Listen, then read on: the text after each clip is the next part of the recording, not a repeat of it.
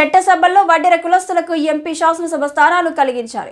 జాతీయ బీసీ సంక్షేమ ప్రధాన కార్యదర్శి డాక్టర్ బత్తల వెంకటరమణ డిమాండ్. ఆంధ్రప్రదేశ్ రాష్ట్రంలో వడ్డెర్లకు చట్టసభల్లో రాజకీయ ప్రాధాన్యత కల్పించాలని గుంటూరు జరిగిన వడ్డెర రాజకీయ కార్యాచరణ సభలో డిమాండ్ చేశారు.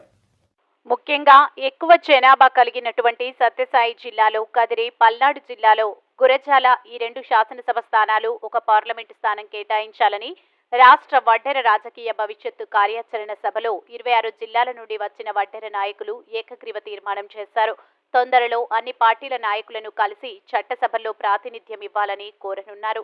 ఈ సభకు వడ్డెర పరిరక్షణ సమితి అధ్యక్షులు దేవల్ల వెంకట్ సభాధ్యక్షత వహించారు.